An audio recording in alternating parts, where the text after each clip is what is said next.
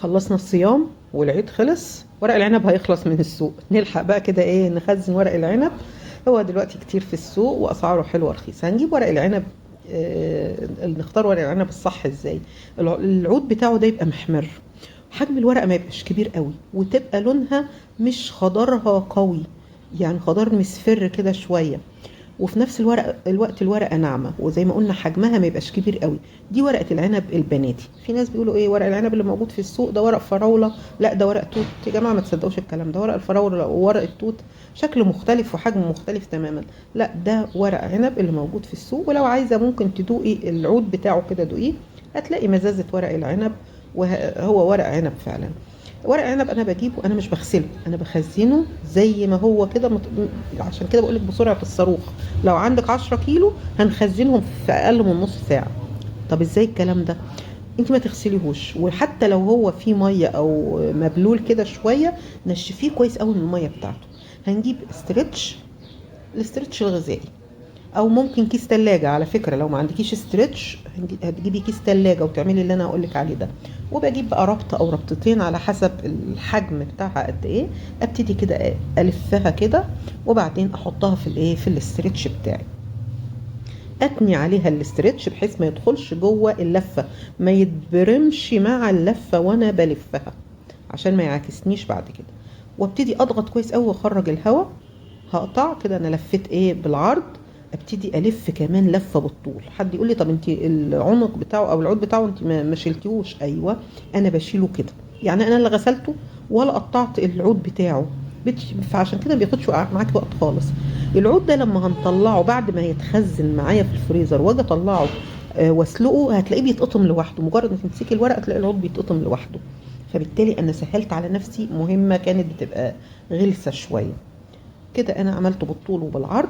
اعمل الكميه اللي انا جايباها كلها. عموما انا مش بحب اجيب الكميه بتاعتي مره واحده، يعني مثلا اجيب كيلو اعمل منه حبه والباقي اشيله. انزل الاقي شويه حلوين كده مع الست، اجيب نص كيلو، اجيب كيلو واشيله. فكده يبقى خفيف عليكي ايه، او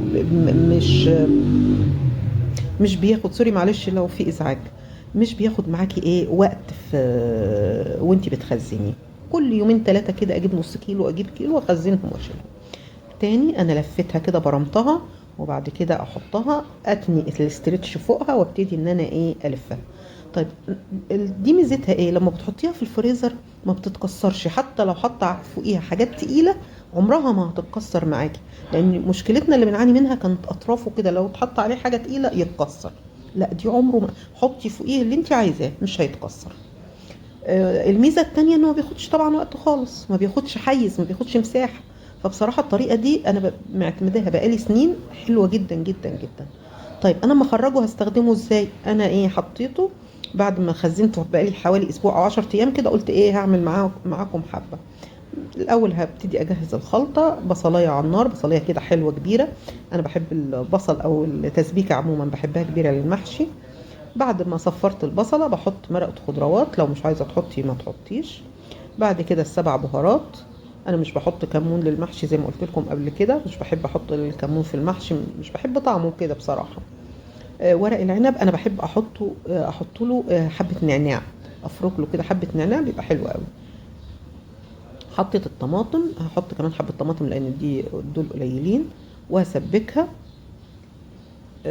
واحط كمان ايه حبة جزر مبشور. الجزر المبشور بيدي طعم مسكر حلو قوي للمحشي، وخاصة لو في الصيام بيبقى حلو قوي. وادي له تقليبة. احط كمان ايه فلفل، سواء فلفل حامي او فلفل رومي، انا حاطه حبة قليلين. كل ما هتكتري كل ما بيدي طعم خطير للمحشي. اي محشي حطي له حبة فلفل. لو بتحبيش الفلفل الحاجة السبايسي حطي رومي، فلفل رومي. كل ما تكتري الفلفل في المحشي كل ما بيدي نكهة وريحة حلوة قوي. وغسلت رز المصري بتاعنا العادي خالص وصفيته، وابتدي ايه اديله تقليبه كده دقيقتين 3 على النار.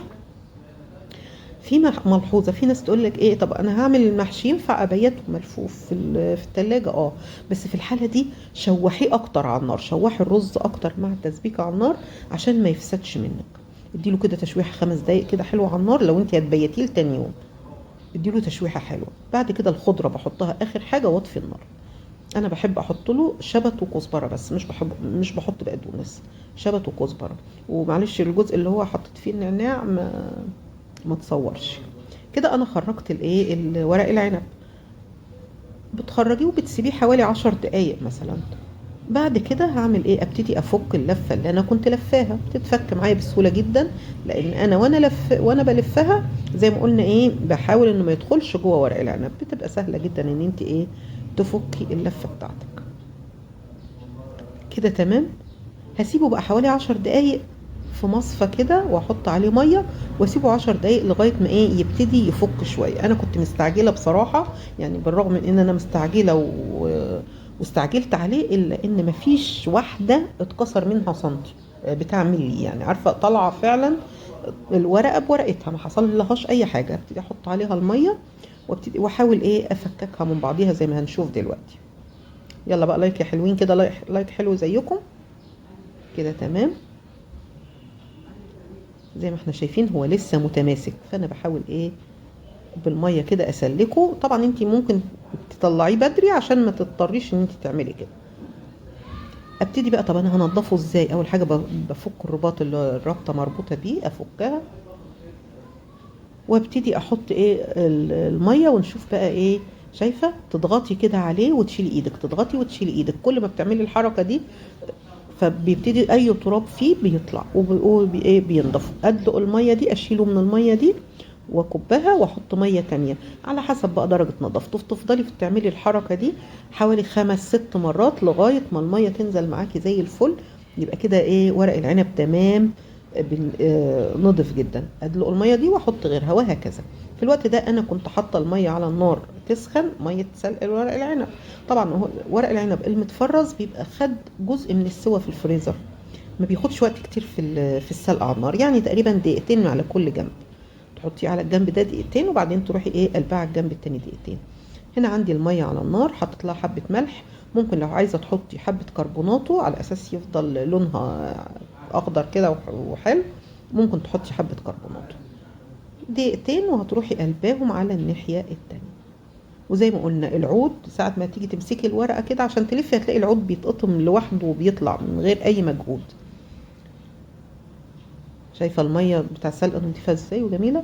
وكده بعد ما لفيته، أتمنى الفيديو يعجبك، ولو عجبك الفيديو ما تنسنيش في اللايك واشتركي في القناة لو أول مرة تشوفي قناتي. وأشوفكم في فيديو جديد في التخزينات إن شاء الله.